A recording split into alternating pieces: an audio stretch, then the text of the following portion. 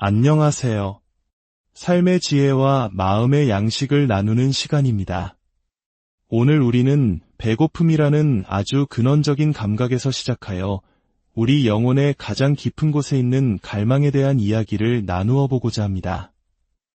이 이야기가 당신의 마음에 따뜻한 위로와 깊은 깨달음을 준다면 구독과 좋아요를 통해 이 온기를 더 많은 분들과 함께 나누어 주시길 바랍니다. 당신의 작은 손길 하나가 지친 누군가에게 따뜻한 한 끼 식사를 대접하는 것과 같은 하나님의 은총을 전하는 길이 될 것입니다. 이 말씀을 듣는 모든 분들의 삶에 평안과 축복이 가득하기를 기도하며 오늘의 이야기를 시작하겠습니다. 마가복음 8장 14절에서 17절의 말씀입니다. 제자들이 빵을 가져오는 것을 잊어버렸습니다. 배 안에는 빵 한 개밖에 없었습니다. 호수를 건너갈 때 예수님께서 그들에게 경고하셨습니다. 주의하여라. 바리새인들의 누룩과 헤롯의 누룩을 조심하여라. 이 말씀을 듣고 제자들은 서로 수군거리기 시작했습니다.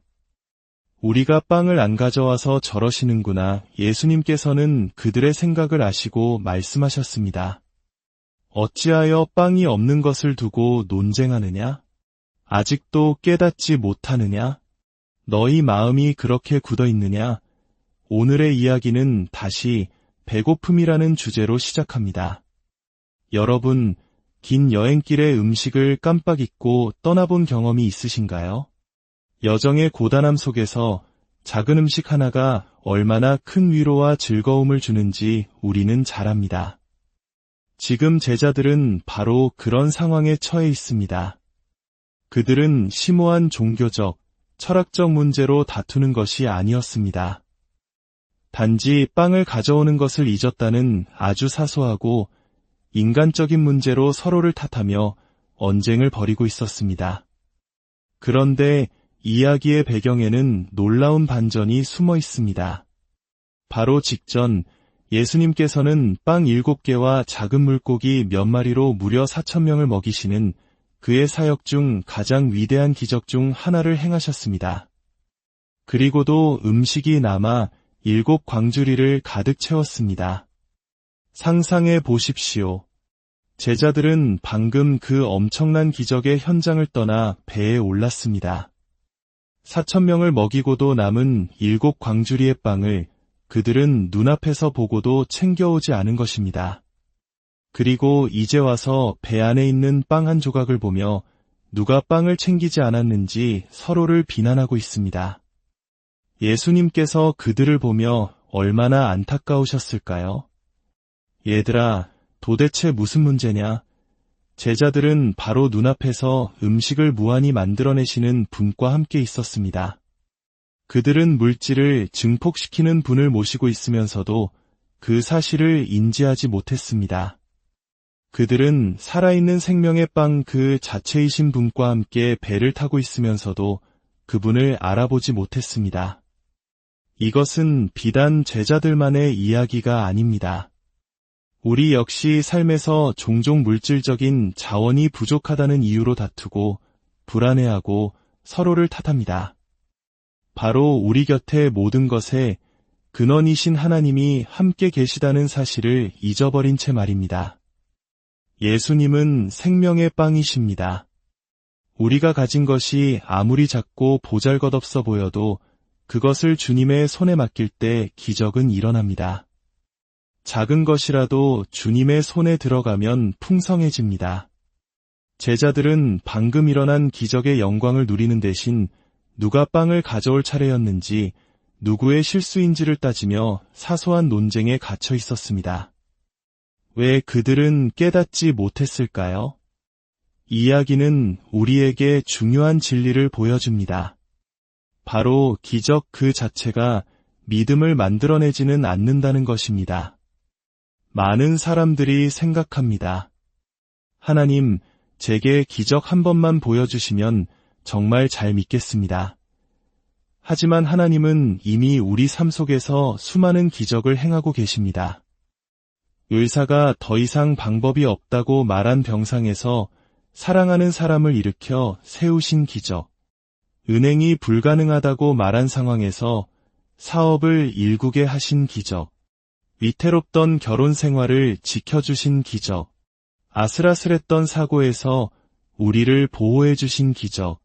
우리의 삶은 돌아보면 기적의 연속입니다. 하지만 사람들은 여전히 믿음에 대해 어려움을 겪습니다. 왜냐하면 성경은 단 한 번도 믿음이 기적을 통해 온다고 가르치지 않기 때문입니다. 로마서 10장 17절은 분명히 말합니다. 그러므로 믿음은 들음에서 나며 들음은 그리스도의 말씀으로 말미암았느니라. 제자들은 살아있는 말씀이신 예수님과 함께 있었지만 그분을 온전히 인식하지 못했습니다. 그래서 그들은 근원을 알아보지 못하고 한정된 자원을 두고 서로를 탓하며 다투었던 것입니다. 사랑하는 여러분, 기억하십시오. 삶에서 어떤 자원을 잃어버렸다고 해도 모든 것의 근원이신 하나님이 당신과 함께 하신다는 사실만 잊지 않는다면 그분은 반드시 또 다른 자원의 문을 열어주실 것입니다. 한쪽 문이 닫히면 하나님께서는 더 좋은 다른 문들을 예비하고 계십니다. 새로운 관계를, 새로운 기회를, 새로운 자원을 허락하실 것입니다. 결코 하나님을 얕보지 마십시오. 그분은 기적을 행하시는 하나님이십니다. 우리는 그분을 모든 것의 근원으로 인식해야 합니다. 내 손에 쥔 자원이 바닥을 보일 때에도 근원이신 주님이 함께 하시기에 결코 끝이 아님을 믿어야 합니다. 이스라엘 백성의 이야기를 들어볼까요? 민수기 11장을 보면 광야를 헤매던 이스라엘 백성들이 음식 때문에 불평하는 장면이 나옵니다. 우리가 이집트에서는 고기도 먹고 생선도 마음껏 먹었지. 오이와 멜론, 양파와 마늘도 있었는데 그런데 여기서는 이 만나밖에 먹을 게 없으니 이제는 질려서 죽겠다. 이 얼마나 기가 막힌 불평입니까? 그들은 노예 생활의 고통은 까맣게 잊고 하나님께서 매일 아침 하늘에서 내려주시는 기적의 음식 만나를 두고 불평하고 있습니다. 그들은 파 한 폭이 심지 않았고 물 한 방울 주지 않았습니다. 그저 아침에 나가 거두기만 하면 되는 하나님이 거저주시는 양식이었습니다. 더욱 놀라운 것은 이 만나는 단순한 음식이 아니었다는 점입니다. 그것은 완벽한 건강식이었습니다. 성경은 40년의 광야 생활 동안 수십만 명의 이스라엘 백성 중에 아픈 사람이 한 명도 없었다고 기록합니다. 고혈압도, 당뇨도, 관절염도 없었습니다. 하나님께서 매일 완벽한 영양을 공급하시고 매일 걷게 하시며 그들의 건강을 지켜주신 것입니다. 그런데도 그들은 불평했습니다. 어제 먹었던 것과 똑같다는 이유로 말입니다.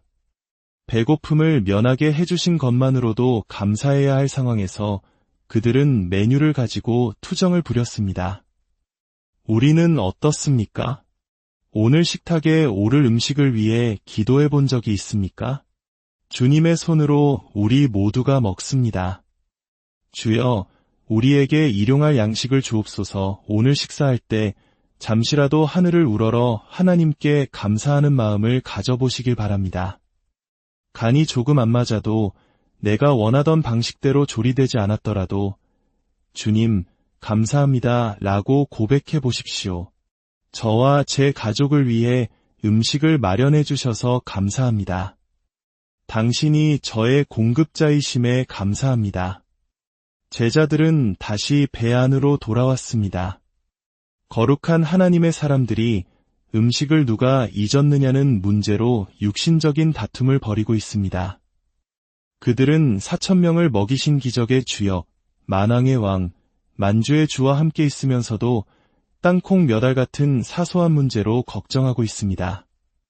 그들은 기적을 체험했지만 기적을 행하시는 분이 바로 곁에 계심을 깨닫지 못했습니다.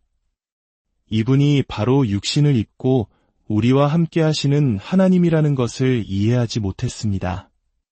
사탄의 가장 오래된 전략이 무엇인지 아십니까?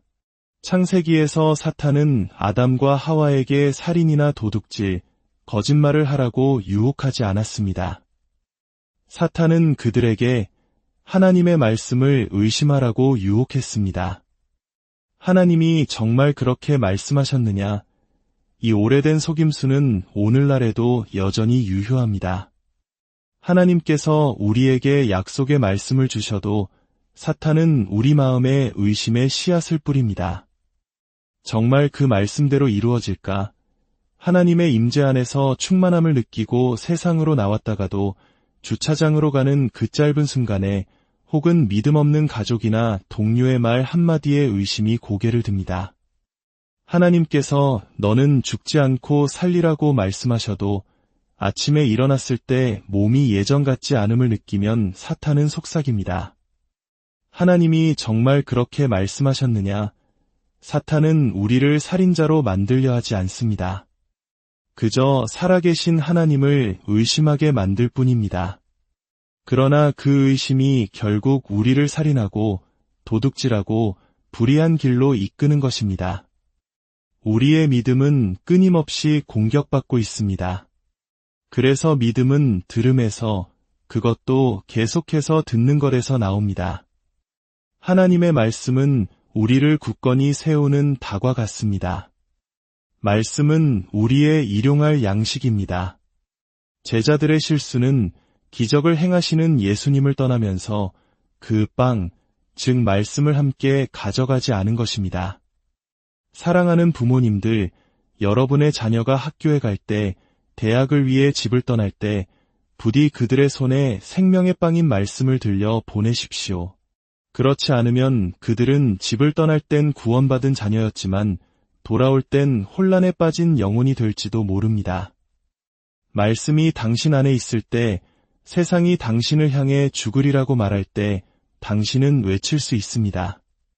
나는 죽지 않고 살아서 여호와께서 하시는 일을 선포하리로다. 오늘 사탄이 당신에게 의심하게 만들려는 하나님의 약속은 무엇입니까? 당신의 마음 깊은 곳에서 하나님이 약속하셨다고 믿는 그것은 무엇입니까? 하나님의 약속은 당신의 미래를 향한 그분의 확고한 서약입니다. 비록 더딜지라도 기다리십시오. 그리고 기다리는 동안 당신이 믿고 있는 바를 행동으로 보여주십시오. 마가복음 8장의 이야기는 계속됩니다. 예수님께서 한 맹인의 눈에 손을 얹으셨습니다. 맹인이 말했습니다. 사람들이 보입니다. 그런데 나무가 걸어 다니는 것 같습니다. 시야가 아직 흐릿했던 것입니다. 그러자 예수님께서 다시 그의 눈에 손을 얹으셨습니다. 이번에는 그의 시력이 완전히 회복되어 모든 것을 똑똑히 볼 수 있게 되었습니다. 때로 하나님은 우리를 한 번이 아닌 2번 만져주십니다. 첫 번째 만지심이 과정을 시작하게 했다면 2번째 만지심은 모든 것을 명확하게 합니다. 우리를 구원한 것이 첫 번째 아담이었습니까? 아니면 2번째 아담이신 예수 그리스도였습니까? 하나님의 은총을 입은 것이 아브라함의 첫째 아들 이스마엘이었습니까? 둘째 아들 이삭이었습니까? 축복을 받은 것이 이삭의 첫째 아들에서였습니까? 둘째 야곱이었습니까? 이스라엘을 축복한 왕이 첫 번째 왕 사울이었습니까? 두 번째 왕 다윗이었습니까? 우리에게 더 나은 언약을 준 것이 첫 번째 언약인 구약이었습니까? 두 번째 언약인 신약이었습니까? 우리를 거듭나게 한 것이 첫 번째 출생이었습니까? 두 번째, 즉 성령으로 다시 태어난 것이었습니까? 그렇습니다. 많은 경우 두 번째가 진정한 축복을 가져옵니다. 그러니 하늘을 향해 외쳐보십시오. 주님, 다시 한번 저를 만져주소서. 다시 한번 행하여 주소서. 하나님을 향한 갈망을, 그 배고픔을 결코 잃지 마십시오. 하나님의 말씀에 굶주리고 그분의 만지심에 굶주리고 그분의 능력과 지혜에 굶주리십시오. 당신이 굶주리는 만큼 하나님께서는 채워주실 것입니다. 이야기의 가장 깊은 곳으로 들어가 보겠습니다. 모튼 켈시라는 한 남자의 이야기입니다. 1917년 모튼은 오주나 일찍 미숙아로 태어났습니다. 당시 의료 기술로는 생존을 장담할 수 없었습니다. 그의 피부는 너무 얇아 파란 혈관이 비칠 정도였고 손톱과 발톱도 채 자라지 않았습니다. 훗날 모튼은 어머니가 쓴 편지를 발견하게 됩니다. 그 편지에서 어머니는 갓 태어난 아들을 보고 흉측하다고 표현했으며 자신의 여동생에게는 맙서사 내가 괴물을 낳았어 라고 썼습니다. 부모님은 아기가 곧 죽을 것이라 확신했습니다. 아버지는 매일 아침 아기가 여전히 살아있는 것을 보고 놀랐다고 편지에 썼습니다. 어머니는 아기를 쳐다보지도 않았고 남편과 의사가 강요해야만 억지로 젖을 물렸습니다. 하지만 아기는 기적적으로 살아남았습니다. 생후 6개월에는 가벼운 뇌성마비를 진단받았고 심각한 청력 손실로 거의 듣지 못했습니다. 부모는 그에게 최소한의 사랑만을 주었고 젖을 떼자마자 집 뒤편의 작은 오두막으로 아이를 옮기고 14살짜리 동네 소녀에게 아이를 맡겼습니다. 그 소녀의 이름은 클라라였습니다.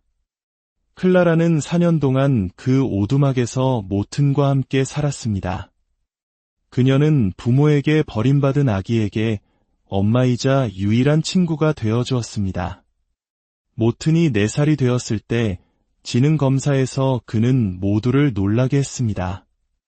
그의 점수는 최상 2권이었습니다. 2번의 검사 모두 마찬가지였습니다. 그제야 부모는 아들이 특별하다는 것을 깨닫고 집으로 데려왔습니다. 생애 처음으로 모튼은 부모로부터 사랑과 인정을 받았습니다. 하지만 너무 늦었습니다. 유년기의 깊은 거절감은 그의 영혼에 지울 수 없는 상처를 남겼습니다. 그는 극심한 우울증과 불안에 시달렸고 뛰어난 성적에도 불구하고 자기 혐오에 빠져 결국 스스로 생을 마감하기로 결심합니다. 20대 초반의 어느 날 오후 그는 아버지의 소총을 들고 산으로 들어갔습니다. 커다란 바위 위에 누워 하늘의 별을 보며 자정이 되기를 기다렸습니다. 방아쇠를 당기기 직전 바로 그 순간 그의 온몸으로 노래가 스며들기 시작했습니다. 귀로 듣는 노래가 아니었습니다. 바위에서, 나무에서, 별들로부터 흘러나오는 듯한 따뜻하고 평안한 사랑의 자장가였습니다. 그 노래는 그의 삶의 전환점이 되었습니다.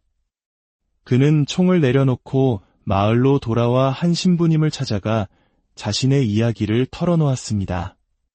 그 후 그는 신학교를 졸업하고 여러 어려움에도 불구하고 사진처럼 모든 것을 기억하는 놀라운 능력으로 교수가 되었고 40권이 넘는 책을 쓴 작가이자 영적 스승이 되었습니다.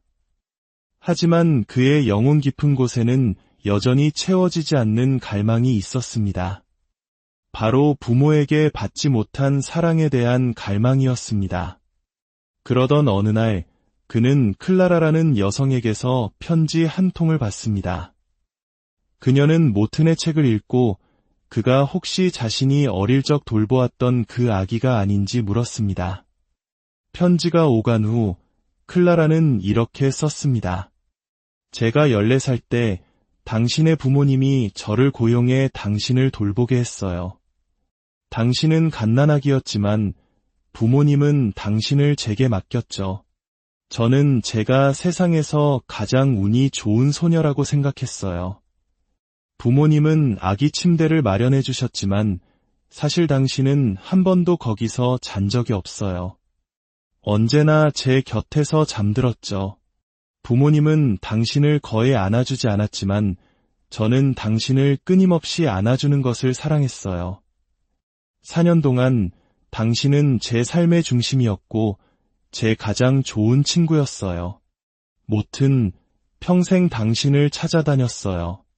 제발 저를 보러 와주세요.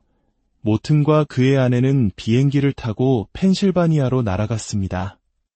그곳에서 91세가 된 클라라를 만났습니다. 그녀는 평생 결혼하지 않았고 자녀도 없었습니다. 클라라는 75년 전 아기 모튼을 안고 찍은 낡은 사진들을 간직하고 있었습니다. 그녀는 모튼이 좋아했던 음식, 장난감, 책, 심지어 가장 좋아했던 모자에 대한 이야기까지 생생하게 기억하고 있었습니다. 그들이 헤어질 시간, 클라라는 모튼을 끌어안고 그의 가슴에 머리를 기댔습니다. 그리고는 그가 아기였을 때 불러주었던 자장가를 부르기 시작했습니다. 그 순간 모튼 안에서 무언가가 무너져 내렸습니다. 그는 이유도 모른 채 하염없이 흐느꼈습니다. 몇 시간 후 아내에게 겨우 입을 열었습니다. 여보, 클라라가 부른 그 노래, 내가 어릴 때 불러줬다는 그 자장가, 그 노래가 바로 내가 20살 때 산에서 죽으려던 순간 내게 들려왔던 바로 그 노래야. 15년이 넘는 세월을 뛰어넘어 한 소녀의 사랑이 담긴 노래가 한 청년의 생명을 구한 것입니다. 무의식 깊은 곳에 잠들어 있던 사랑의 기억이 가장 절망적인 순간에 그를 찾아와 너는 사랑받고 있다고 속삭여 주었던 것입니다. 사랑하는 여러분, 오늘 이 이야기는 우리에게 묻습니다. 당신 안에 다른 누군가의 굶주린 영혼을 먹일 수 있는 무언가가 있음을 믿으십니까? 당신의 가장 깊은 고통과 거절의 경험을 통해 하나님께서는 다른 이를 위한 따뜻한 한 끼 식사를 준비하고 계십니다. 당신의 아픔이 당신의 힘이 되고 당신의 상처가 다른 이를 치유하는 능력이 될 것입니다. 우리는 모두 어떤 면에서는 부서지고 엉망인 존재들입니다. 그러나 하나님은 그런 우리를 통해 일하십니다. 우리의 간증에는 힘이 있습니다. 우리가 어떻게 넘어졌고 어떻게 하나님의 은혜로 다시 일어섰는지에 대한 이야기는 지금 어둠 속에서 홀로 고통받는 누군가에게 한 줄기 빛이 될 수 있습니다. 오늘 하나님께서 당신을 클라라와 같은 존재로 부르십니다. 당신의 주변에 있는 사랑에 굶주린 모튼을 발견할 수 있는 눈을 달라고 기도하십시오. 당신의 따뜻한 말 한마디, 작은 관심, 진심 어린 포옹이 한 영혼을 죽음에서 생명으로 옮길 수 있습니다. 아버지 하나님, 오늘 말씀을 듣는 모든 이들의 눈을 열어주시옵소서. 우리 주변에 있는 상처받고 외롭고 절망에 빠진 이들을 보게 하시고 그들을 섬길 기회를 놓치지 않게 하옵소서. 우리가 겪었던 아픔을 통해 다른 이를 위로하게 하시고 우리의 연약함을 통해 당신의 강하심을 드러내게 하옵소서. 우리 각자를 당신의 사랑을 전하는 통로로 사용하여 주시옵소서. 예수 그리스도의 이름으로